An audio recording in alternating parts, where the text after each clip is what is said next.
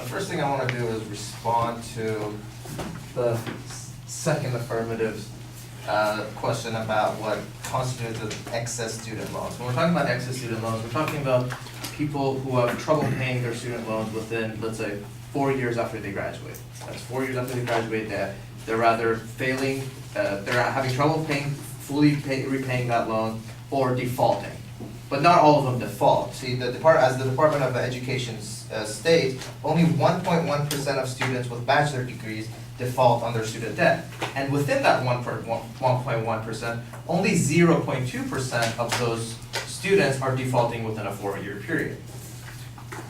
Now, the second point I want to emphasize on is that is about government control over higher education. Now, the government is really unresponsive and slow. I mean, that the DMV illustrates this point.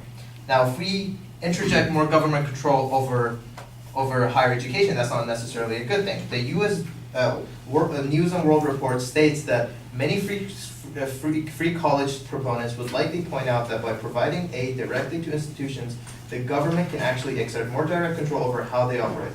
However, such proposal is more likely to create a system that is rigid, bureaucratic, and unresponsive to the changing needs of students and the economy over time.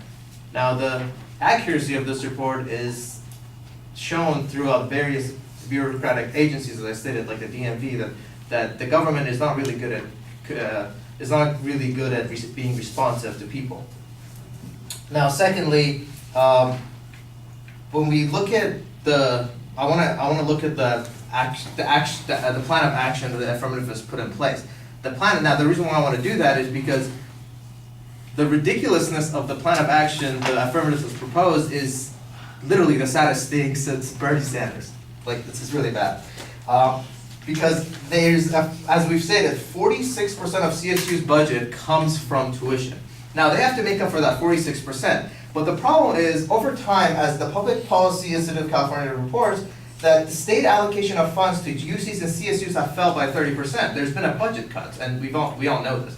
So not only is the government taking away money from higher education, but tuitions are becoming increasingly more dependent for funding higher education. They want to not only increase state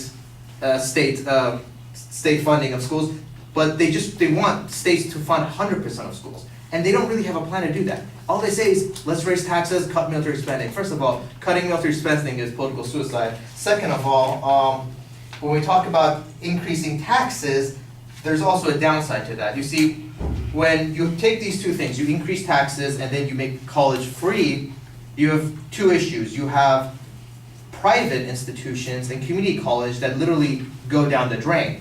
And as Gary Olson, president of Damon College of New York states, if state institutions were tuition free, there would be no incentive to attend local community college. Therefore, the economy would suffer a huge blow as hundreds, if not thousands, of faculty and staff would suddenly be out of work and tax revenue would shrink. So tax revenue would actually shrink since all these institutions are going out of business because of public free education.